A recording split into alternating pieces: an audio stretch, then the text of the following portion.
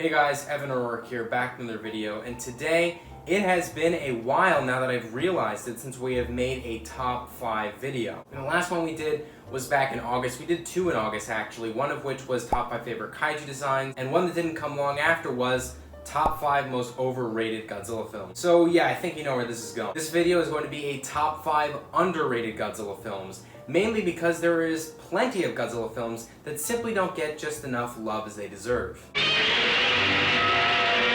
In this video, I'm going to be telling you what those top 5 underrated Godzilla films are and why they should be recognized more by fellow Godzilla fans. So let's get straight into number 5. Coming in at number 5, we have Godzilla vs. Space Godzilla. Now, I know many might watch this movie and consider it to be more of an overhated Godzilla film. No, that will not be an actual idea I will do in the future. But I still think it's deserving of being an underrated Godzilla film because I simply don't see many G fans talking about it. The only sense of talking about it I get is when they bash it, and I don't understand why they bash it. The reason why I don't understand it is because it follows a basic principle of a Godzilla movie, and it's just averagely good. It has a decent villain, I think one that is pretty unique and has a very nice design, versus Godzilla, of course the protagonist with baby Godzilla still growing up as the Heisei series goes on. The human characters are also pretty good. They did a pretty good job at acting. I think the addition of Mogira was very nice, and I can't see why many people don't like it. Coming in at number 4, we have Godzilla Tokyo Sos. Now, I know this might come as a shock because I'm famously known for not liking the Millennium films. Matter of fact, the Millennium films are actually my least favorite Godzilla film era in terms of live-action Godzilla films. But I still think Tokyo SOS is a fairly underrated Godzilla movie because it takes a lot of the mistakes that Godzilla against Mechagodzilla had,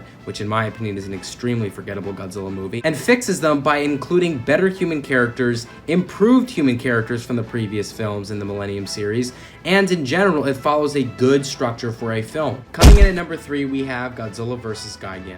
A lot of people consider Godzilla vs. Gigant to be one of those Showa films that's cheesy, but it kind of makes a classic. I actually disagree. I think that it's not cheesy at all, only barely some parts of it, and in general, it's a very, very good film that is not liked enough by most G fans. The way Gigant introduced is pretty cool. I like the revival of King Ghidorah and the idea of teamwork between Godzilla and Anguirus to fight King Ghidorah and Gigant. And I just think because it's such a classic Showa film, you shouldn't even look at it in a cheesy way. Just think of it as a classic Showa film that's worth appreciating. Coming in at number 2, we have Godzilla vs. Biollante. Now, as we're getting to the number 2 and the number 1, this is where, just so you know, I get seriously opinionated. But again, I might have a bias for this because Godzilla vs. Biollante was one of the first Godzilla films I ever saw, at least made by Toho, and I really think it's a very, very good film. The musical pieces are really nice. Concepts taken from 84 are adapted into even better concepts like the Super X. I also like Biollante as a villain. I think Biollante stands out with pretty much everything. Just the way it's presented, the suit, as well as, of course, Godzilla's design, which many people falsely think is similar to all the other Heisei designs, but actually, in terms of facial detail, is quite different. But anyways, I generally think Godzilla vs. Biollante is a really good film. I think the human characters are people you can adapt to, as of course you adapt to them later with more Heisei films. And yeah, that's why I think Godzilla vs. Biollante is underrated. Coming in at number 1, we have Godzilla vs. Megalon. Now, similar to Godzilla vs. Gigant, a lot of people mischaracterize this as a, quote, cheesy film or a so bad it's good film. Wrong. This is not at all a so bad it's good film. Rather a, yes, fun film, but again, not in the sense that it's so bad it's good. In the sense that it's fun, entertaining, and actually follows a lot of things you can enjoy about Showa films. We have pretty good characters. Of course, the little kid is fairly annoying.